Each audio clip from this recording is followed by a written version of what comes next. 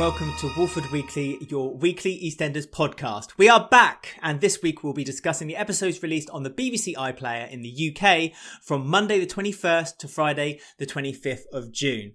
And we couldn't do this show without him. It is the luxurious Rob. Hello, Rob. That you've been reading your thesaurus since you've been away. Hello, Alex. How are you? We're back. I've missed this. We're back. Yay! I know. Did you have a good holiday? It's only been a week, but it's felt a bit strange. Not like last week because we were driving the day we were meant to be recording. We normally record, and it felt really weird. I was like, and at one point I thought, well, maybe we could just do a recording on the phone, like just do a phone call to each other. But no, alas, I had to give myself a day off or a week off from the show, and to be perfectly honest with you, I don't think we missed too much having last week off, really, Rob. No, I'll be honest. Not really. We're back on a good week, I would argue. So, Alex, I don't think we're going to go. Yeah, I don't think we're going to go much further without us discussing that trailer that you made on the mountains of Scotland, and the frankly Oscar award worthy acting that was in it. I was blown away by it. Absolutely blown away. I mean, you get actors being asked to do their thing all the time whenever they get interviewed. Can you do your dead pose? It was just. Could you do it for the listeners now? What? Would you like me to repeat it right now when I hit my head on the brilliant. rock? Yeah, absolutely top notch. Never seen anything like it. There it is. Although. Great.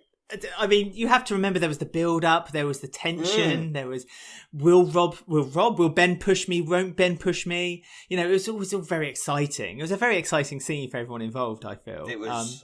Full production crew, as you can imagine. We had writers, sound, lighting. Storyliners.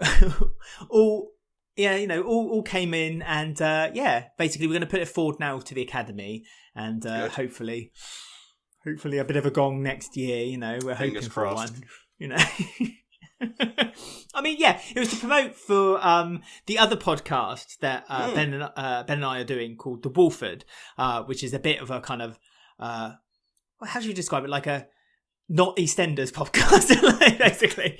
It's a perfect way to describe it.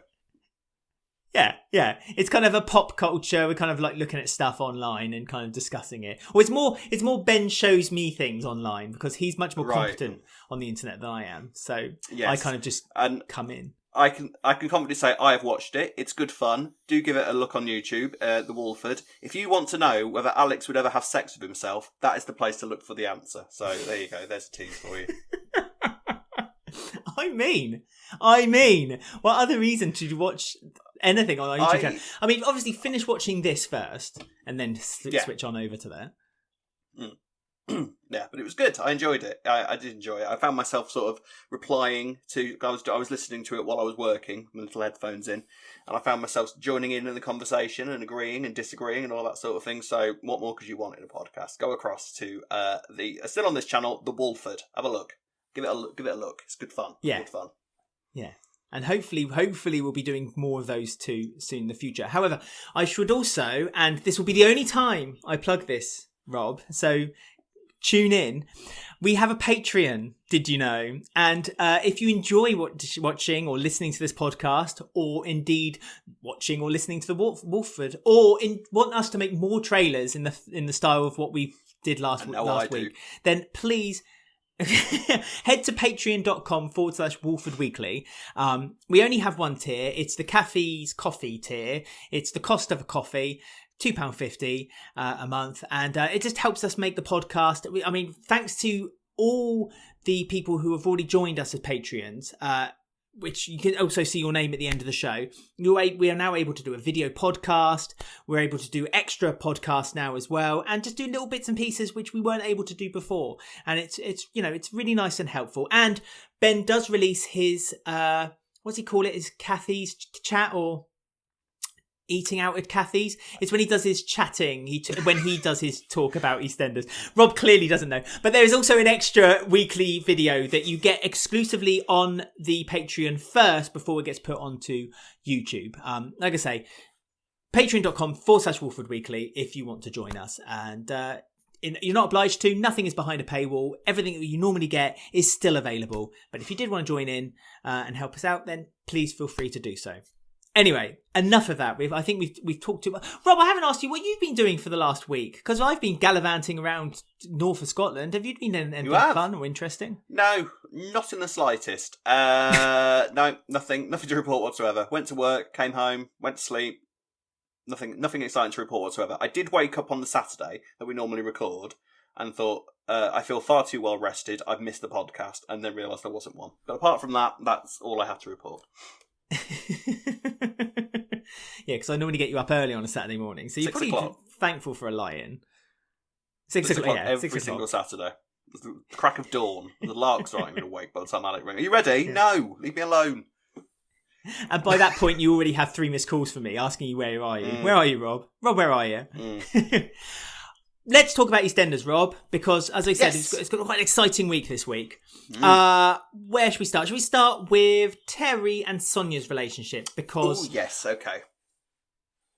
I believe that they are still kind of feeling each other out and seeing how they are together. And there's been a few mistakes made by Sonia this week about what Terry has or has not done. Yes, because Ruby's flat gets broken into, and we will be discussing the true culprit of that later on in the show. But Ruby and Martin's house gets broken into and ransacked, and Sonia immediately thinks, well, it's got to be my dad. No one else, no other suspects that I know in my life could have possibly have done that. Because don't forget, all those weeks ago, she found those pictures of the houses on Terry's phone. And so she confronts him with it and gives him the line, or something along the lines of, I don't really like people that steal from my neighbours. And the whole nation kind of raises their eyebrows and goes, really, Sonia? Do you not like that, Sonia? Yeah. Little miss, take from the kitty. I mean, Sonia did also... Yeah, Sonia did say a few times this week as well that she's not a charity case and she doesn't do anything for money. And it's like, well, there's a couple of cases where that's possibly not true, Sonia. I mean, she is a nurse and she likes to do, I think she does it out of the kindness of her heart. And if someone should then give her a little bit of money to thank her, then perhaps, it's not so bad. She would take that, bite their hand off, she would. Do you think Terry and Sonia's relationship? Do you think Terry and Sonia's relationship is strained because Sonia's deliberately looking for things that Terry may have not done wrong, or do you think she's giving him enough chances? Yeah, I mean, to be fair, Terry hasn't really done anything wrong at all. The worst thing that he's done is get drunk with Shirley, and that wasn't even his fault, because Frankie and Nancy were busy moving the clock around and all of that sort of thing. So that wasn't even his fault. And I think Sonia is basically just looking for a reason as to why this might be going wrong. Because, if anything, Terry has been pretty much exemplary behaviour since he arrived on Walford.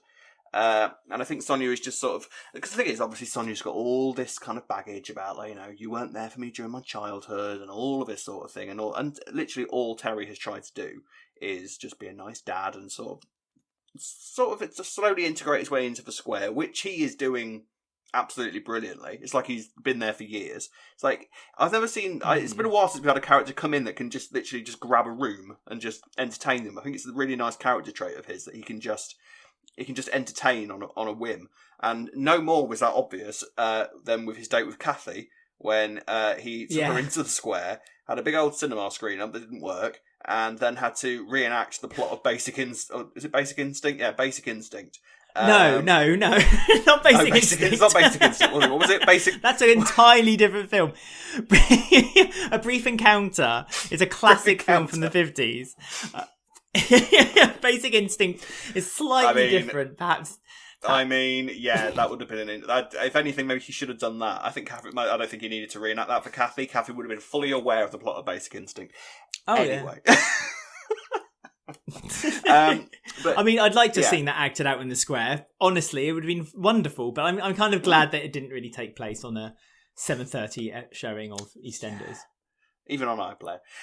Yes. So, and then he sort of goes around with a hat and says, but then he reveals that, randomly, I thought, that Terry has like £10 million, chucked away because he had like flats in the 80s or something. That seemed really random. I don't know why they've made him a multi-millionaire.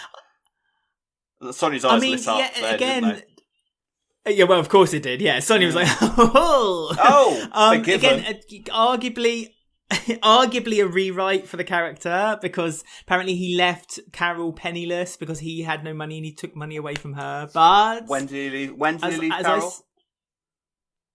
In the early 90s, but he did say he got the flats in the 80s, didn't he? He said he bought the 2 flats in the 80s. And then sold them. And then it was from good investment, so presumably it then kind of moved on to maybe just after him and Carol had broken up. I mean, that's what I mean. It arguably a rewrite, but not necessarily. So again, they get a pass. Just because, because Terry is, like you say, a very likeable character. Brian Connolly's integrated himself into the cast very well. I perhaps maybe didn't enjoy the scene when he was in the Square Gardens kind of putting on the dance with his hat and all this and the other quite as much as you did, because I find scenes like that a bit... I know, but I find scenes like that a little bit forced, and that's just me. You could tell Danny Dyer, but the whole time was kind of like that. Going, ha, nice one, Terry. And it felt forced for me. That's not to distract the whole reason it was happening. It was meant to be a date with Kathy. It was meant to be a very light moment between them. And Sonia, last week and this week, there seems to be long stares from Sonia looking at Terry all the time, where she's kind of going, my dad. Every now and then. Walking around with her arms folded, sort of going, what's he doing? People are entertaining him, but he's entertaining him. I don't like it. I don't like it at all. So what do you think the future is with Sonia and her dad? Because let's just not forget that he had that coughing fit in the Vic a few weeks ago. So is he dying? Is he going to leave Sonia? Is he going to leave Sonia 10 million quid? Is that where this is going? They're going to make Sonia a millionaire. Yet more money for Sonia. I mean, she needs it. She's fallen into her luck so often. I know. It's the fact that we don't really know that much about Terry that makes it really difficult to pin what's really happening, because so many things seem to be happening around him. Like, there was a bit of a concerned face from Sonia when he was taking money from people for, his little, performance in the square. I don't know if she still believes him about the housing. Like, he said he wanted to buy a house and he was interested, but, is it to buy one house or is it to buy the whole square? Are we doing another, regentifying the... Is that right? Regentifying. You know the word I'm trying to say. Not really. Oh, okay. But basically trying a bit like what was happening a couple of years ago when they were buying out all the houses around the square and they were going to knock it down and rebuild flats. Is that something there could be another storyline they're heading with Terry? Maybe. Regentify. See, that thesaurus didn't work this week. No. But there's so much going on between them, and I just and I don't know how Sonia's going to be involved, because I can't help but think that they're kind of building a relationship between Sonia and Terry for then Terry to kind of go off and do his own thing, and then leave Sonia again to just be mopping up little storylines here and there again, which I think is such a shame, because it was so nice that they were giving Sonia something to do, and I'm just worried that they're kind of giving her this thing to do for Terry then to just move on and not have as much involvement with her anymore. Yeah, I mean, it's about working out exactly. I mean, at the minute you've got this sort of thing where the story is their relationship and sort of building it up, and sort of will they or won't they be able to sort of keep a relationship going? Is Terry staying around? But then, like you say, what happens when ultimately that storyline comes to its conclusion? And ultimately, I think Terry is sort of proven quite popular with viewers. So unless they are planning on killing him off by some horrific disease, then he should be around for a little while, I think. And the question is what happens then? But then he's already sort of dating Kathy and all that sort of thing. I mean, he's come in strong. Let's be fair. Of all the women he could have thrown himself towards, Kathy is the one. He has landed on his feet there, hasn't he? With his svelte 18-year-old arthritic woman, according to her grandson. But is Kathy the one? That's the question, because don't forget he also had that. I know we're talking a little about now last week, but he had the drinks, didn't he, with Shirley. With Shirley. So and it's not unheard of. Don't forget Buster had that thing with Kathy and Shirley. So there's history there. The only affair that has never ended. The only affair that's ever been in the history of soap that never got discovered or anything like that.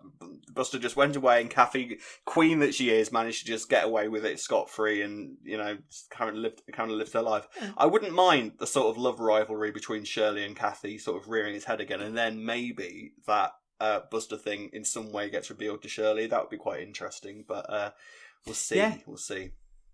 Well, you mentioned also with the story that kind of integrated with Terry, because Sonia accused Terry of being the one who had broken into Ruby and Martin's house. Yes. They had a break-in. They this person stole some jewellery and some paperwork and some letters. A very strange break-in. All week, Issac had been acting very strange, ordering the whole menu from Walford East, and then having them laid out in front of him, looking. And he looked so proud of himself as well. He was like that. If he had braces on, he'd be like, "Yeah, I'm having that. That's for me." Yep. 10 burgers for starters. Why not? And then, so we found out that actually it was Issac who had broken into Lola, to Ruby and Martin's house. But he played a blinder, didn't he? Because he kind of palmed off the blame a little bit to everyone else but him. I mean, for someone who's not taking the medication, he seems to be thinking, very expert manoeuvring. Yeah, and it ends up going to there's two places in Walford where you go if you have a secret. One is Secret Cafe, just around the corner, where you meet people for secret meetings and all that sort of thing. And then the other one is the shed on the allotment. Now, that shed has seen some things over the years, hasn't it? It's seen. Am I right in thinking that Lucas killed Trina in that shed? Is that where that happened? Yeah, rake in the neck. Yes. Yeah, rake in the neck. It's housed murderers. It's housed kidnap victims. It's housed people on the run. We've hidden drugs in there. We've hidden money in there. And now Issac has only a couple of weeks ago, Amy was hiding Bailey in there. So that shed has seen some. That shed has got its own spin-off on the horizon, I think. And then yes, Issac takes all the things that he's stolen from Ruby's flat. Pictures and all that sort of thing, including a book, Johnny Allen, a history, where he basically finds what was that? It was like Johnny Allen had kept some form of diary before he died over the years, so that he had all the things that he needed to know about Johnny Allen and all his movements and all of his sort of details, and then sort of I wonder if they're sort of going down the road where they're gonna have him someone's gonna walk in the shed, and then all over the shed walls, a bit like what's his name from the 90s who had the schizophrenia as well. What was his name? Oh, Joe Wicks. Joe Wicks. When he had everything plastered all over the walls, and someone's going to walk in and just Ruby's probably going to walk in that shed and just see her father's face absolutely plastered everywhere as she walks around. The camera will pan around and all that sort of thing. I'm still confused as to why he's become so fixated on Johnny Allen, because is the thing basically saying that he believes that Paul's death was as a result of Johnny Allen in some way? Is that what he's thinking? I guess so. I mean, you're not the first to say this. Actually, I've spoken to a couple of people, and they all seem to be in the same kind of alignment, that they don't really understand why he's so obsessed with Johnny Allen. What this obsession is, and the only link there is Paul. I suppose he's feeling a little bit bent out of shape. The fact that for so long it was believed that Johnny Allen and Paul had never met, and now he knows and he has evidence to say that they have met, but. It feels a little tenuous.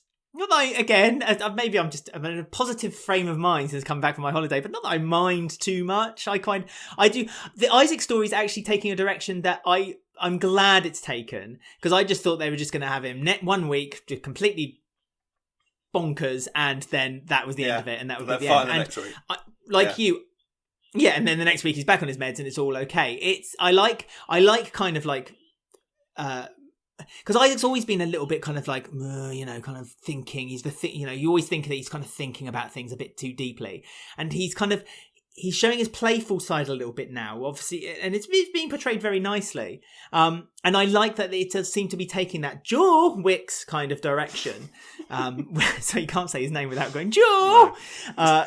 And, it's like Matt like you said, that's how it's kind of played. It's the only way it can be said. It's possible. But yeah, no, I'm enjoying it. And also I'm enjoying that it's kind of Ruby's involved as well with Martin. I mean, do you think he's going to...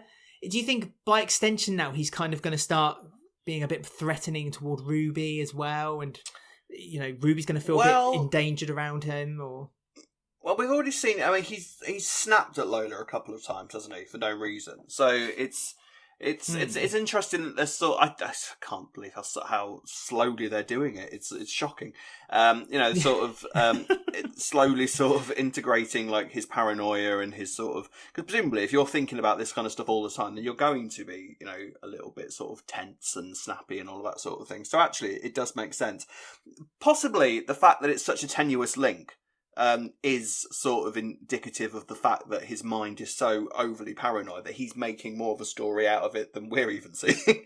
So, do you know what I mean? Like, it's sort of, it's got that sort of loose link that only he's sort of making the connections to, so that there really is no sort of link between Johnny Allen and Paul from what we know. So, apart from maybe one photo that he's seen, and it's almost like he's created this entire history between them in his mind, and I think that's going to slowly build up as the weeks go on, until he's convinced himself that everybody's lying to him and everybody is kind of hiding secrets from him and all that sort of thing, and that's when we will eventually get this. Let's be honest, we're going to have some sort of. I'm not criticising it, by the way, but we are going to have some sort of special episode from Issac's point of view where everything is kind of crazy and all of that sort of thing, which I welcome, because and it'll be written by Simon Ashdown and all will be delightful, and they'll get applauded for it, and everything will be great. And I am looking forward to that. But I was thinking the other day, when we did our character rankings, last character ranking, I had Issac in the bin. Now look at him, like one of the key players of 2021. I know, yeah. Well, I know. I mean, I think, it's strange what's happened to Issac, because there's a time when I thought he's not long for this show, and they've given him a story, and he's. I think the way the actor acts is quite advantageous to the kind of story he's playing as well, because he is quite broody and kind of like, and so it kind of works out. I'll be really interested to see where when the break starts, and you start to see it goes from 1 to 1 million, like over, because it will eventually happen and to be one big one.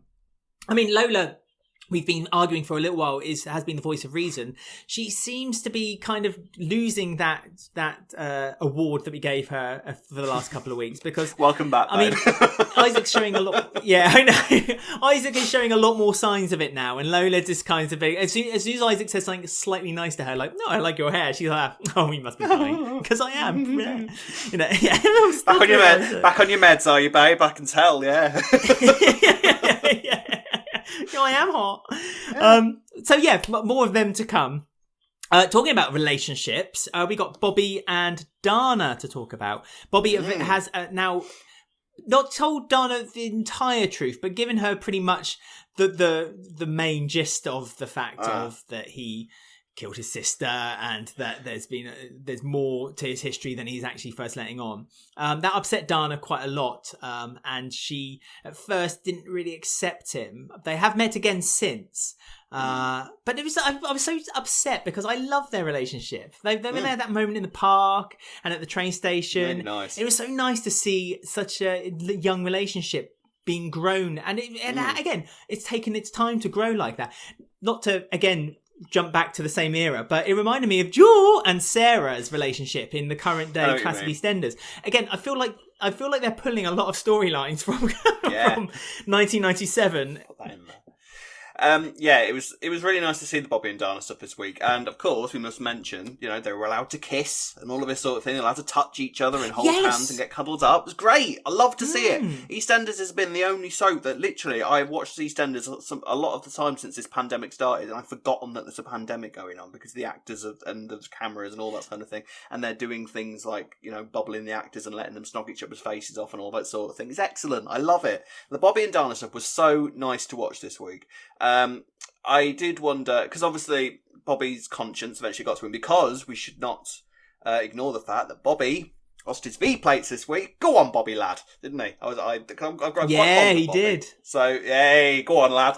And And it was nice to see, actually, because it seems that because the whole thing since Bobby's come back has been the fact that he's sort of tried to integrate himself back into society and sort of trying to make himself feel normal and live a normal life since Lucy's death and all of this sort of thing. And this is the sort of first time that, I mean, we've sort of seen the whole Robert what's his name thing sort of happening, and it's all been presumably a comedy story, but it's been nice to see that he's now sort of revealing his true self to Dana, all that sort of thing. I will say that when he eventually kind of revealed the truth, because he felt so guilty because she was saying how much she trusted him and all this sort of thing, he started off by saying that he didn't own the restaurant and his name wasn't Robert, it was actually Bobby, and he killed his sister. And then the next day when they met, revealed that he was a Muslim. Personally, I'd have started with the Muslim thing and then sort of garnered reaction until I got to, and I killed my sister. Personally, but then, age is a great, experience and retrospect and all that sort of thing. So, but it'd be nice, because presumably Dana's hanging around for a bit, because obviously we've got her dad coming in at some point, and he's got a promo pic and all. And so presumably Dana is going to be a regular character. I said this, didn't I? When she sat down on Arthur's bench, I said, oh, no, guest characters don't get that privilege. And I was right. She seems to be sticking around for a bit.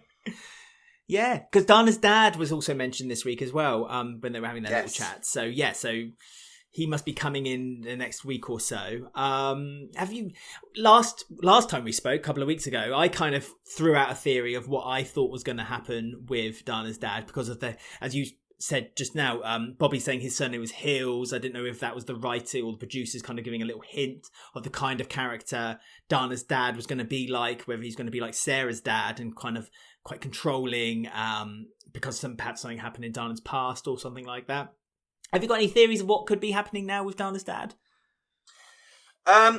Well, I mean, we have been, because Dana said that her and her dad are quite close and implied that her dad knew that she'd spent the night with Bobby, which is more than what I'd ever tell my parents when I was their age. I can tell you that for nothing. And then, of course, there's also the whole thing that's going on with the mum and the necklace. I feel that there's some sort of secret to be revealed there. I swear to God, what I want is if it turns out that Dana killed her mum. That would be great. That'd be a perfect pairing then, wouldn't they? Stuart and Rainey would have nothing on those two if that was how it played out. It'll be interesting to see what happens when the dad comes in, because we don't really know a huge amount about. Well, we don't know a huge amount about Dana, really. So it'd be really interesting to sort of see what Bobby's getting himself into here, and if Bobby is, because what would be quite interesting, because what we know is that Bobby obviously has all these secrets that he always has to sort of slowly introduce to people, and what would be more interesting is if Dana has like a darker secret than and she is somebody who's really, really guarded and has things to reveal, and it'd be interesting to see how Bobby deals with somebody who's got worse secrets than him. That's kind of what I want to happen, but I don't know. We'll see. What do you think? Like I said, I've already given my kind of view on what I think is going to happen with the Dana story. I think Dana. No, it's a couple of weeks ago. Remember, I said that I thought that she'll get pregnant, and then the dad might push his agenda that he. Oh yes. I remember now. Yes, a termination on her. Yes, I but yes. I don't know if that's going to happen. I don't think Dana. I think Dana seems so surprised by Bobby's reveal. I mean, I suppose that's quite a big thing to say, isn't it? It's like, oh, by the way, I killed my sister with the music box, and then my mum at the time tried to cover it up. I suppose and that's then I hit her on the head with a hockey stick. Yeah, after I got taken to boarding school, all that ruined her wedding cake on the bridge. Yeah. Oh, that point. Yeah, it wasn't icing. I think Dana. I'm hoping Dana's a bit of a straight, a bit straight and kind of like not got a dirty secret because she's so young, and like I like Bobby. It doesn't have to Dana's be a dirty secret, Alex. Well, I know, but I don't know. It doesn't always have to be dirty. It's just a secret. It doesn't have to be dirty. There doesn't have to be any sort of background to it. Just a secret. Maybe she's got a parking ticket or something. Secret. Something just to kind of get her interesting. A parking Ben actually said that he would like it, and he knows how to ring my bell, because again, if long-term listeners of the podcast, it became a bit of a running joke at one point. I'm 100% behind a incest storyline for EastEnders, because that's just how I roll. And You must have loved Brookside. Yeah, and Ben said that perhaps Dana is related to Bobby somehow or another, like a long lost sister or something. But I couldn't work it out. I tried to work out who it could possibly have been, and I couldn't really. I mean, I what? So the dad had an affair with. I'm trying to work it. Cindy, isn't it? Bobby's mum. Well, it could be either Cindy or it could have been Laura. Could have been Jane. Oh no, I can't remember who Bobby's mum is. I mean, that would be that would be interesting. Is the adjective? Well, Bobby's mum. But Bobby's mum is Laura, but Bobby's not. Is Ian Bobby's dad? No, it's Stephen. It wasn't. Yes, he is. It wasn't Ian's. It's Stephen who isn't. Yeah, that's right. Yes, okay. Yes. So yeah. So I had someone in my ear tell me yes. We know our stuff. I don't know if you heard that shouting. We know our stuff. Oh. We certainly do. Talking about secrets and reveals of secrets, Iqra this week told Mila that it was actually her that called the police about her mum, not Kathy, after Kathy had taken the brunt of hate from Mila all week, especially when she was trying to set up Pride, and Iqra felt a bit guilty for giving this beautiful Kathy, all this blame and all this weight on her shoulders, and so was honest with her. I mean, she had to be honest with her, didn't she? She did. I mean, you say that she gave her like punishment, all that sort of thing. I think really the most that Mila really gave her was a bit of attitude when she was asked to pick up glasses. That's about the kind of the most punishment that she really gave her. Yes. So Mila now knows the truth. She gave a lovely duff face and then didn't get a duff when she found out that Iqra was the one that phoned the police. I mean, what I would ask now. Would you say that the FGM thing has sort of come to a conclusion now? Is is the main bulk of it over? And were we right in the first place when we were like, can you do that, Justice EastEnders? And did they, or what do you think? I mean, when they were being performed between Mila and Iqra, the actual scenes, I couldn't stop tooting. Yeah, the scenes were fantastic when she was talking about it with Iqra and they were discussing it.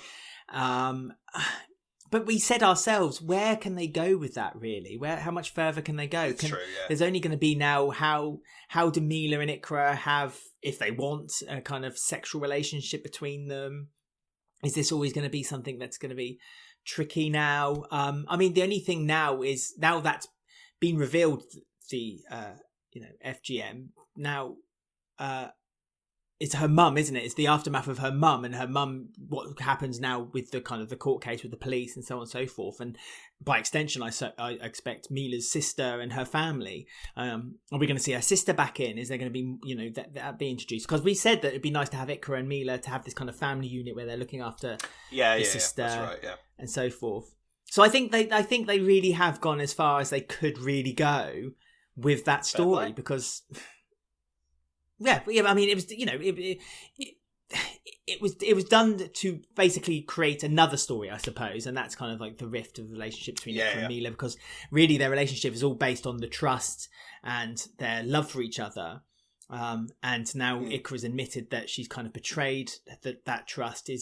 Can it go any further? I hope it can, because it really disappoints me that, like, we see the gay relationship between Callum and Ben, where they literally just crap on each other from a great height every week in this ever-ending circle, and they still are together, and they got the everyone saying, they're the best relationship together. And then there's Mila and Iqra, where Iqra's made arguably one mistake, and now we're going to lose yet another lesbian couple. Why are lesbian couples treated so badly on EastEnders? Or I don't know. I want them to be together. I feel that Mila is eventually going to kind of forgive Iqra for that. It's not. I would even argue that she made a mistake. You know what I mean? I think because what was going to happen? What was Mila planning on doing? To stop this from happening. If was she just going to kidnap her sister and run away with her, or I can't. It's not like Mila had some sort of really solid plan. Right, this is what I'm going to do, and this is going to stop it from happening. Iqra ringing the police saved her and her sister. from an awful situation, and now she kind of just has to deal with the fact that her mum is, well, let's be honest, probably going to go to prison. So, and I want to see, this sounds such a strange thing to say, I want to see the aftermath of their relationship. And, you know, because they went so in depth with talking about, like, how Mila feels on a day-to-day basis, you know, and the sort of the sexual problems and all that sort of thing, I kind of want to see that play out. I kind of want to see Iqra and Mila's relationship and how they work around it and how they, you know, obviously it doesn't need to go too in depth and graphic and everything, but I want to see how if you've introduced that side of things and you've told us that happens, then you need to show us what the result of that happening is, and I think that would be really interesting to see. Yeah, it wasn't a massive storyline of the week though. Pride still went on this week somehow in the background. Yes, you know, Pride, all the gays waving their flags and all that sort of thing.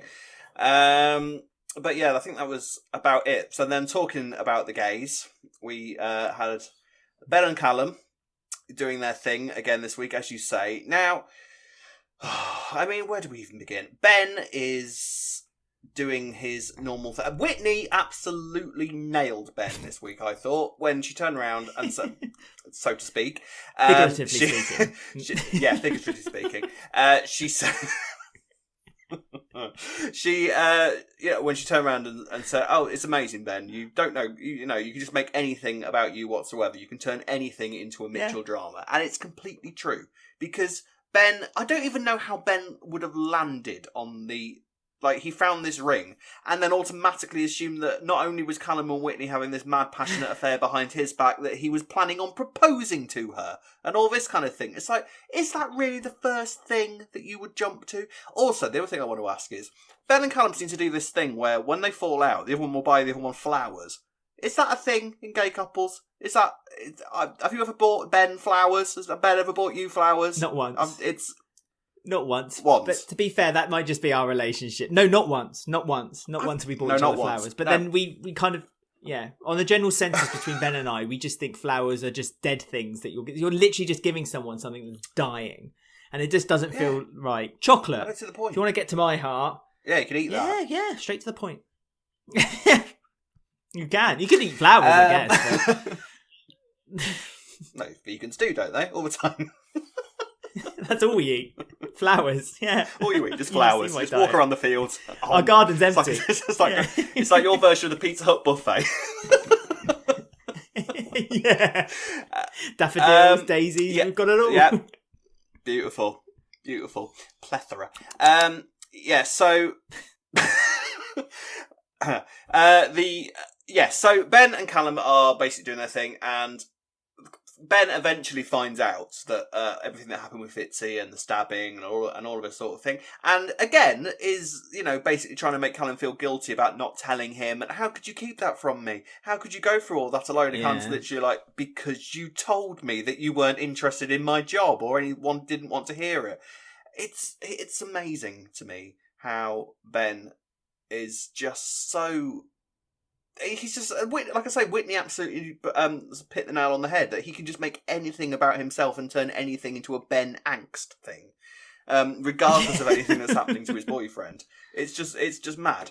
I mean, I don't know what you think, but it's just ridiculous. They are such a... Again, you know why. I think the thing is, I think they're just a frustrating couple to watch sometimes, is the kindest way I can put it. And then ultimately, what all this boils down to, essentially, is leading into the Panesar story. Because, obviously, since Jags has been in prison, Kheerat has been paying Ben, I don't know how this works either, to sort of keep... I mean, let's sort of be like, how does... Because if these people are in prison that are keeping Jags safe, how does Kheerat giving Ben money stop that? How much... What exactly is he paying for? The phone bill? What? like what exactly is he paying Ben to do exactly, other than ring somebody up and go, "I'd like you to keep an eye on this person and don't let them die, please. That'd be great. Thanks very much. See you later." You know, what is there to pay for? And presumably they're paying for money to go into the prison. Sorry, go on. No, not at all. I just wondered because essentially, you know, we're reminded of all that going on this week, and then Kheerat and Sharon are still obviously doing their thing, and Ben witnesses Kheerat and Sharon, because Kheerat has decided that he's bored of Suki telling him what to do and bored of people trying to tell him how to live his life. So decides to be a little bit more public with Sharon and is kind of takes her to a spa thing. And Ben sees them in the square and decides, right, screw that. Yeah, I'm against Sharon. So if you're with Sharon, then that means I'm against you. And cancels the protection on Jags, just as a knee-jerk, stroppy Ben thing to do. And then, for a start, Suki is the one that... basically, what happens is that we follow Kheerat home after he's had his little time with Sharon, who decided to call it off and be sensible. Goes home, Suki is crying because Jags, ladies and gentlemen, is dead. Jags Panasar has been killed. Jags killed off screen. Long may he live. Or not. It's quite a fitting end for Jags, isn't it? To be killed off screen. I was thinking this because I was thinking this. Let's just kind of go over the brief sort of history of Jags Panasar for a moment. He did what he did on screen. We all saw that, and we were kind of like, yeah. We were all kind of, relatively unimpressed by him as a character, I think and then they sent him off with a strange little storyline where, his mum sent him to prison. All good. That was a great Suki, Suki sort of did the Lord's work and sent him on his way. And then what we get is a few weeks of the writers basically throwing in lines about how he's losing weight in prison and all of that sort of thing. Sort of making little fat jokes all the time. And then they kill him off screen. You think Davood had it bad? Yeah, I know. At least he had an ending of sorts, while Jags is just, as you say, just kind of killed off screen. It was quite a sad ending for Jags, considering his child had been born the same day that he died. Tyrion Jaguar Ahmed. That's right. That's okay. I can't wait till that appears on the credits. Who's to blame for all this, really, though? You know who ultimately is to blame for the death of Jags Panasar? This is what I want us to get into. This is the main crux of the matter. Who is to blame for this? Go on, then. I can tell you exactly who is to blame. Keanu. Because if Keanu and Sharon had not had their affair, then she wouldn't have broken up with Phil. Ben wouldn't hate Sharon as much as he does now. And then she wouldn't have then broken up with Phil and been able to go with Kheerat. And Ben then wouldn't have been able to look at that and say, right, no, call off the protection. And Jags wouldn't have been murdered. Kheerat Taylor, murderer. Tell Jags you're sorry. Push you into grave. Yes. Poor Keanu. He's done nothing wrong, poor Keanu. You'll start blaming him for Cush's death at some point. You'll find some kind of tenuous link there. All of it. it's like all links back to Keanu. All storylines over the past 3 years, all down to Keanu Taylor.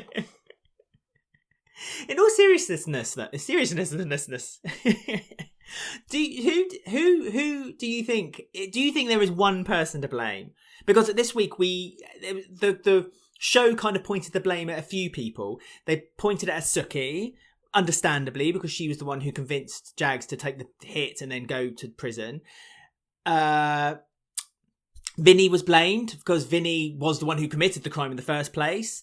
And then Ben was blamed. But then later on, in true EastEnders fashion at the moment, Ben was then kind of relieved of the blame by Callum, who said, well, actually, Vinny was the one who did it. So if Vinny had just gone to prison in the first place, then you wouldn't have had to organise the protection anyway, so it's not your fault, Ben. Let's go to Pride. Here's a T-shirt. Let's go.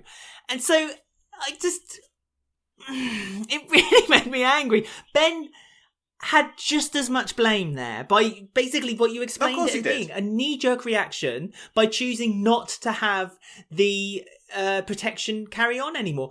Yes, of course, Suki's got some blame as well as Vinny, and Ben's probably not as much to blame at the end of the day. But the fact that I feel like now that's it with Ben's blame, and that Ben's going to have nothing to do with the story anymore, and that they're going to now pitter on down with their own probably breakup next week, where Ben's jealous with Callum because Callum was caught chewing a piece of chewing gum with a child in the street or something like that.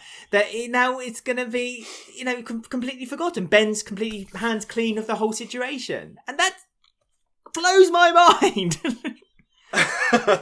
I don't think Ben's involvement in this is in any way done whatsoever. I think what will eventually happen is that the Panasars will discover that Ben called off to protection, and then the massive Panasar Mitchell war will begin. Is my prediction.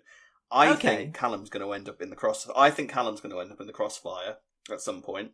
I think Callum is in great danger, frankly, because obviously, you know, if hey, we know better than anybody that Callum is, you know, the most important thing in Ben's life. So, you know, if you're someone like Suki, who is very good at sort of kneeing people where it hurts, and sort of going straight for the crux of what can cause somebody the most pain, I think Callum will be in her targets as soon as she discovers what has gone on. I mean, because this is the thing, you know, if you're asking who to blame, it's obviously, you know, Suki is the one that ultimately sent her son to prison, really because of the fact that she didn't like Habiba. So that's the main sort of thing of the issue. I don't think Vinny's too much to blame, to be honest. I think Vinny sort of was just unlucky in the way that it all played out. And then, but personally, I'd throw all the blame on Ben's door, because literally all he was, or Ben and Suki, I think, are just as responsible as each other. Because ultimately, Ben, like we said, was just sulking and was being a child and thought, no reaction. And then, you know, the thing went, and then the protection went away. I like the fact that Jags was literally killed that day as well. Like, as if, like, literally the only thing keeping Jags alive was the fact that, you know, as if he'd had these armed guards that were just standing around him at all times, and then they get this phone call. Oh, cup of tea? Yeah, let's go. And then just leave him in the showers or something to get beaten up. But, I mean, we can't discuss this story without saying Balvinda Sopal, take a bow. We love you.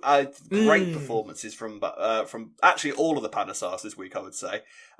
Vinny had a proper breakdown with drugs and drink and all that sort of thing. All of them really stepped up to the plate. I don't think there was a duff performance in any of the family. I did, because I kicked off a couple of weeks ago that Kheerat stole Suki's first duff, and as if in reply, Suki had not one but two duffs this week, and officially welcome to the EastEnders clan, Suki Panasar, with your little duffs there. I mean, yeah, absolutely. All the Panasars were brilliant this week, I thought, and this whole story, I think, obviously was the big story of the week. And I'm really intrigued to see where it goes from here, because I mean, I say this every week, like gush about the Panasars every single week, but they really are, for me, the best thing about the show at the minute. I find them such a fascinating family, because there's clearly so much pent-up resentment, anger, everything that I love in a family on a soap. There's just so much there to untangle. And the thing is, with Suki, she's managed to get different sorts of anger from all of her kids, which is brilliant. You know, Kheerat obviously has the role of being, how many times does Kheerat get told, come on, Sue, you're the only one that she listens to, you're the only one that can reason with her and all that sort of thing. So Kheerat's got that responsibility of essentially being the man of the family on his shoulders, because Suki basically treats him like she would have sort of the dad role in the family. So he's got all that responsibility always on his shoulders, and in some ways always gets the worst of Suki's brunt, because she's the one that she turns to, and if something goes wrong, Kheerat's the one that's let her down more than anybody else. It's like she expects it from the rest of the family. It's like, you know, she's bringing up the young ones to sort of become further up the pride almost. It's so primal, the Panasar sort of dynamic. It's brilliant. Ash is, I mean, I thought Ash is just sort of, I feel like there's so much we're not seeing from Ash at the moment, because we've had little hints here and there, like she has a kid somewhere or something. We sort of know that. We don't really know what the circumstances were around that.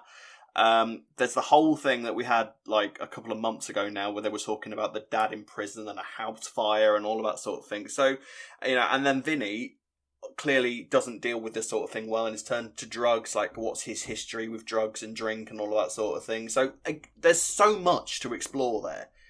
And it's just, I'm just salivating for more sort of Panasar information and wanting to know more about the family and the storyline and all that sort of thing.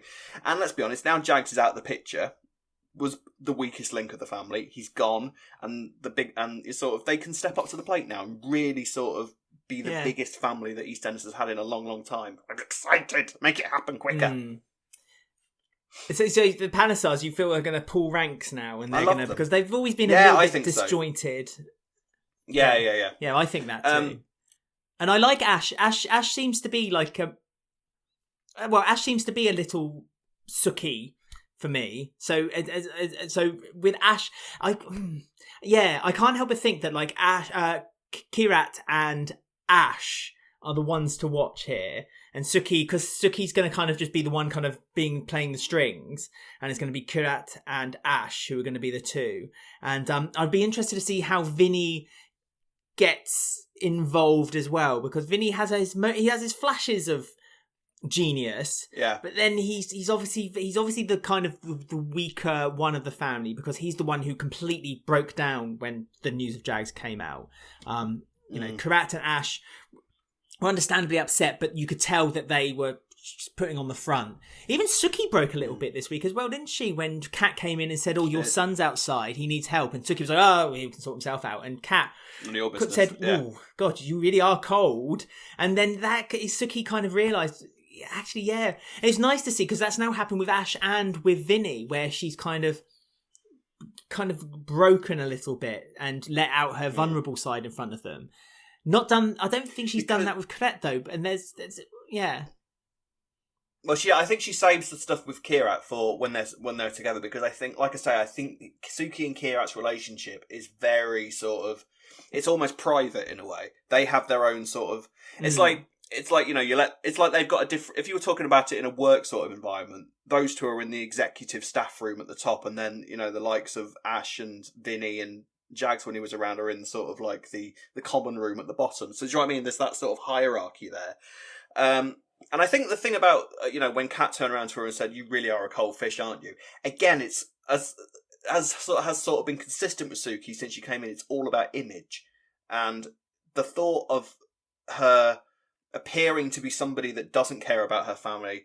You know, in Suki's warped mind, that's the most important thing. You know, she does care, and everything that she does is for a reason. And, you know, that I think that's why Suki works so well, is because she has got that sort of warped logic to her, that you can sort of see it from her point of view, even though everything that she's doing is so wrong and ghastly. You can sort of see why she's doing it, and that's how the best EastEnders villains work, when they've got that level of sort of psychological makeup that you can, a bit like how Janine always had a logic to her.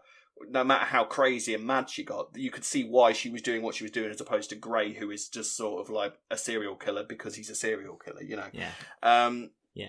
Like I say, I could just gush for hours and hours and hours. I want to see how. So this is the thing, because it's like we've thrown these tidbits about the Panasars, and I just want them to really take like full stage for a number of weeks and really sort of show us what they're about, because there's so much we don't know yet. And, you know, like you say, Vinny, I'm really interested in seeing. I think Vinny is sort of taking on the Jags role in a way, sort of like the weakest member of the family, because this is the thing: when you get rid of the weakest member, somebody thereby is automatically the new weakest, and I think that's Vinny. So, and then it will be Ash, and then it will be Kheerat, until Suki's just stood there in her empire on her own. So yeah, brilliant. I want to know more. Keep it coming, please, please, please. But it's brilliant, brilliant, brilliant. Absolutely. We whenever Panasars are on screen, we always end up talking a very long time about the Panasars, and that just goes to show how the character building. And but this is it.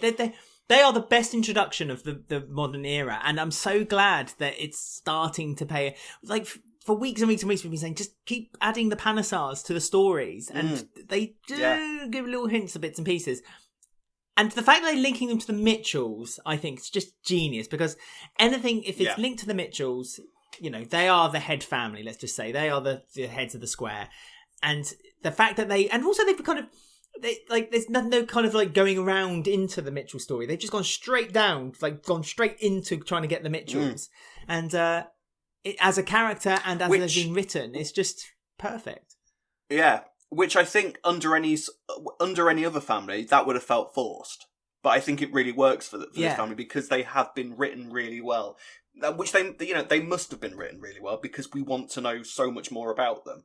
We're intrigued by literally every single one. I think for me, in terms of, and I don't mean this by screen presence, I mean in terms of what we've had revealed, I think maybe Ash is maybe that's probably down to Peter.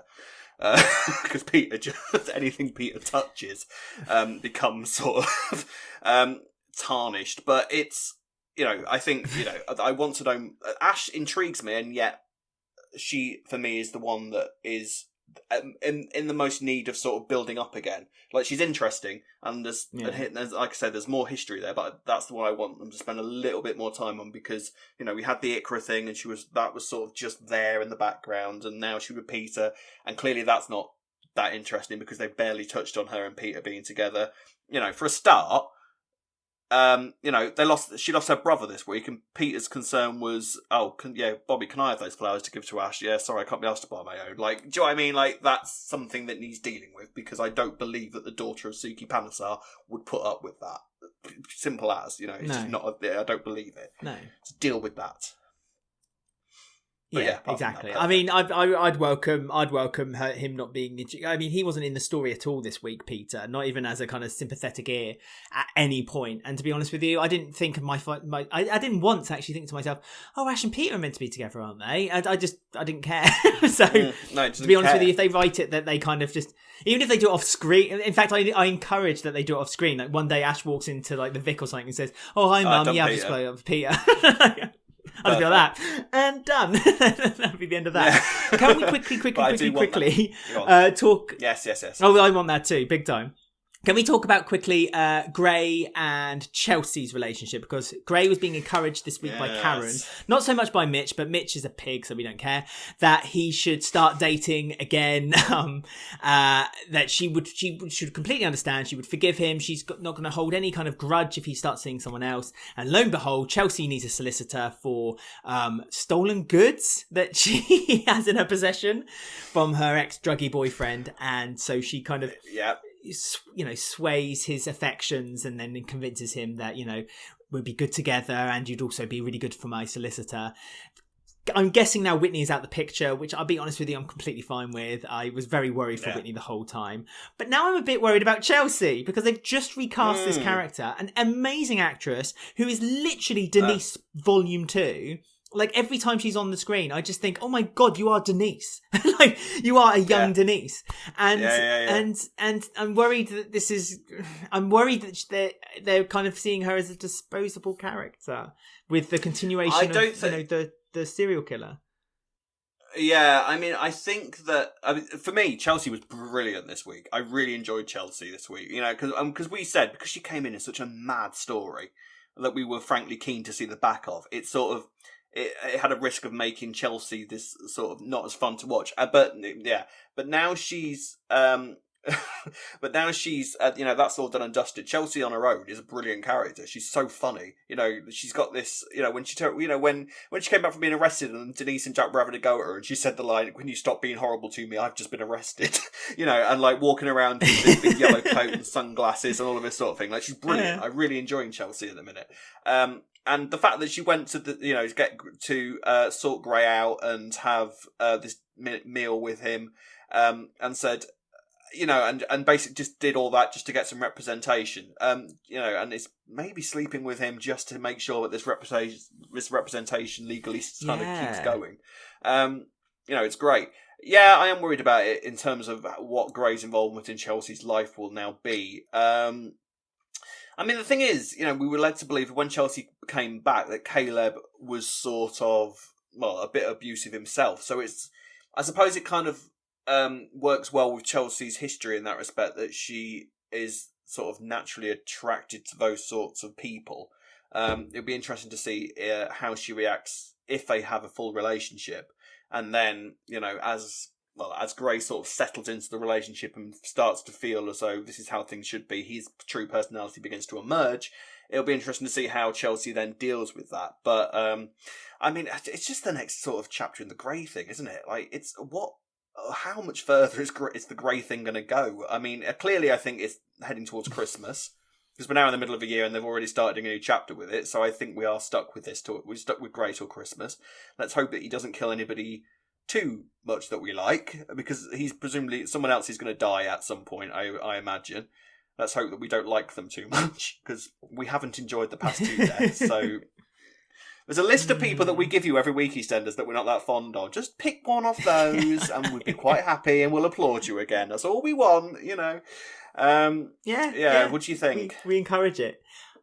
I'm just worried that Well, first of all, I suppose it's good if they do go back down the abusive storyline for Chelsea and Gray, because that was basically the whole point of Gray's story, well, Gray and Chantel's story to begin with, was this abusive storyline. And they've kind of gone off track a little bit with it by now saying that Gray is more of a serial killer, psychopath kind of guy. I think that Chelsea is using Gray. I think that she said it herself. She said, I need a solicitor, and if he's good looking, that's a bonus. So I think Gray's going to see more of it being a relationship than what Chelsea ever will. And I'm just worried that we're going to have another, and it's funny you should bring it up earlier on the show. I'm worried we're going to have another rake in the throat situation going on here where something goes on. Oh, no. Yeah. You know what I mean? It'd be like not an accidental death, but not a deliberate death either by Gray. Remember the same way he killed Chantel, essentially, by, Chantel falling backwards onto the dishwasher. I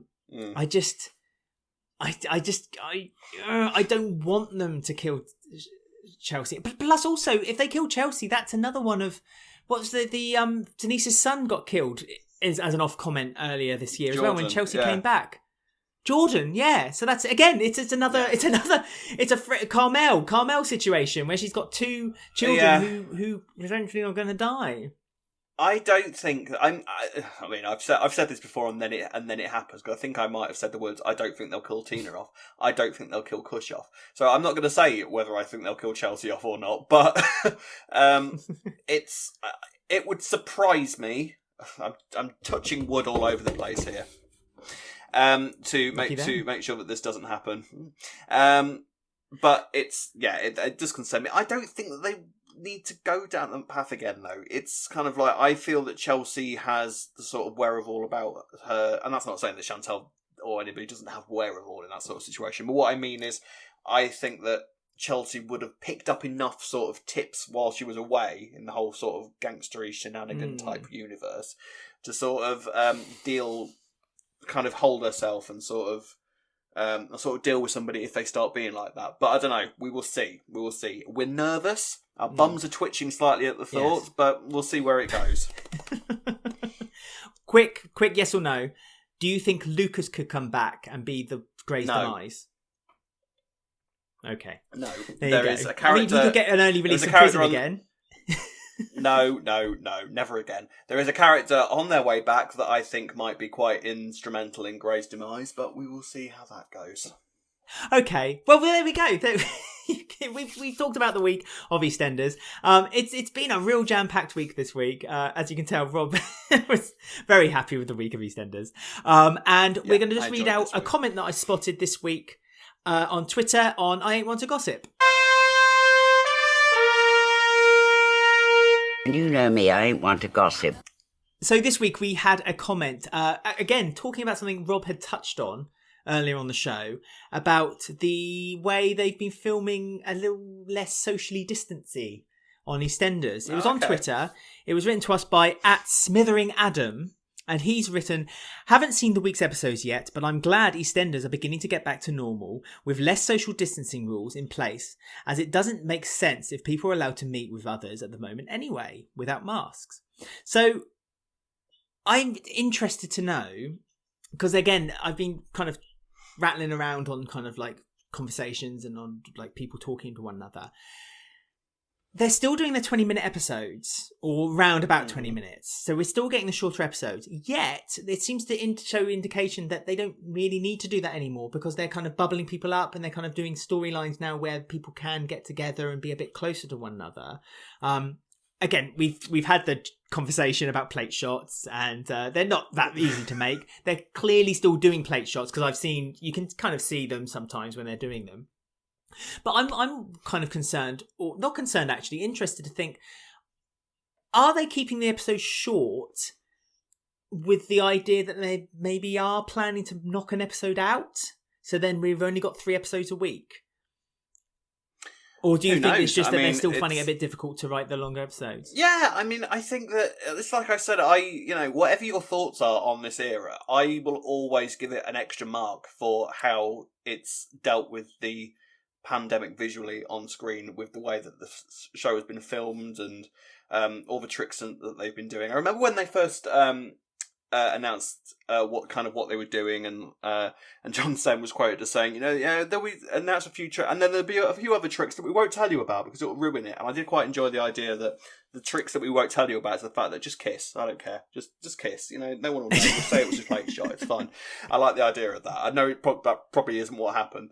But I don't know. I think that it shows. This is the thing. Visually, top notch. When I've said this before, but compared to the other soaps, EastEnders just looks 10 times better with all the social distancing, malarkey, and all that sort of thing. There's the odd shot here and there where it's kind of like, okay, you're clearly half a mile apart, but for the most part, you can't tell that it's going on. And I like the fact that they've sort of, regardless of the odd comment here and there, they've sort of forgotten about it and sort of just carried on as normal, which is how you can watch an episode of EastEnders and just temporarily forget that we're in the middle of a pandemic. The 20-minute episodes, if that's what has to happen to keep that sort of quality visually going, then I guess it's fine. Let's be honest, we're coming up close to a year now for how long these 20-minute episodes have been going on. I've sort of got used to it. I would like the longer episodes back. And then, of course, as regards to dropping an episode, we had that discussion a few weeks ago. Whether it would be worth dropping an episode just to sort of keep the quality up. Who knows? But I think what the biggest thing is that we've seen is the online streaming thing. Both me and you and Ben watched all the episodes on Monday. We said we weren't going to out of protest. We did it anyway.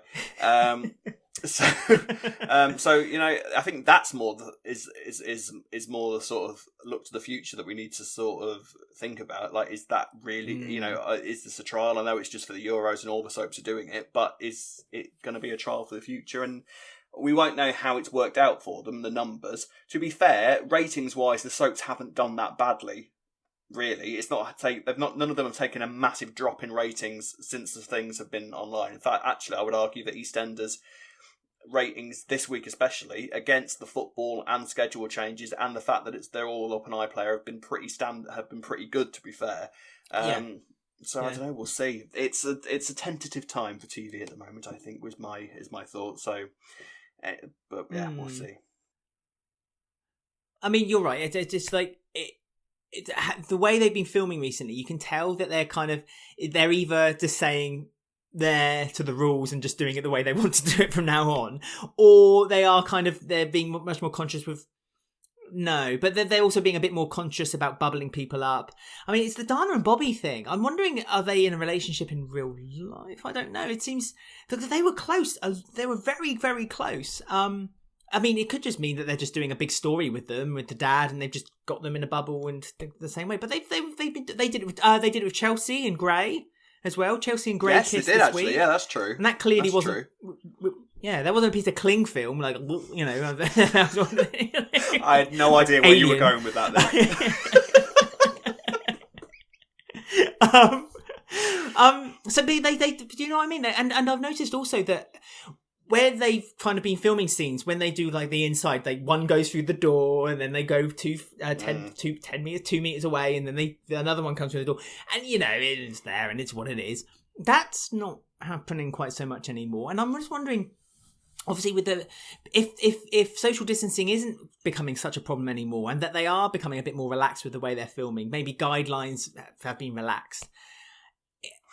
What's their plan now with the episodes? Is it they're going to just keep it to the 20 minutes, 4 days a week, or could they just happily drop maybe one episode? Because let's be honest, the Friday episode never pulls an audience anymore. So why? But then it kind of goes with the whole kind of iPlayer thing as well, doesn't it?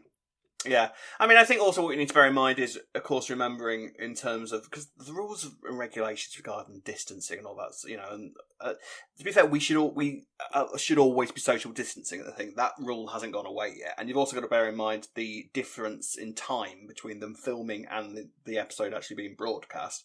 So things might have been slightly more serious when they were filming stuff 3 months ago to the episodes that we're watching now. So that's all because, the pandemic was, spiking again and all of this sort of thing because everything changes every single month. So that's always worth bearing in mind, I think. I don't know. I'd like to see because, the distancing thing is hopefully slowly going to start to fade away soon.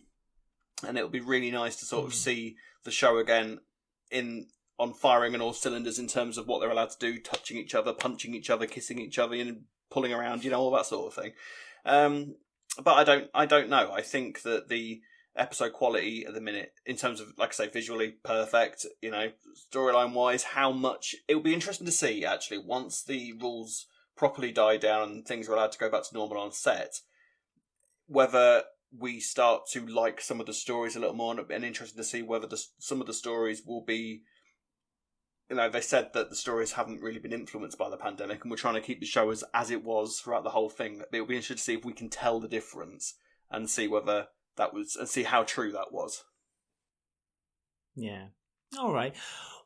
Well, I encourage everyone who's listening or watching on our YouTube channel to comment on the YouTube channel below or get in touch with us with the details Rob's about to tell us, with everything you thought about this week's episodes of EastEnders and our debate at the end of this week's episode. Rob, off you go. You can contact us on Twitter and Instagram at Walford Weekly. You can find us on Facebook at Walford Weekly Podcast. On YouTube, don't forget to like, subscribe, click the bell to get notifications about Ben's spoiler videos and any other videos that we are dropping on the channel as well. And you can listen to us on Apple Podbean, Spotify, or any of your favourite podcast sites.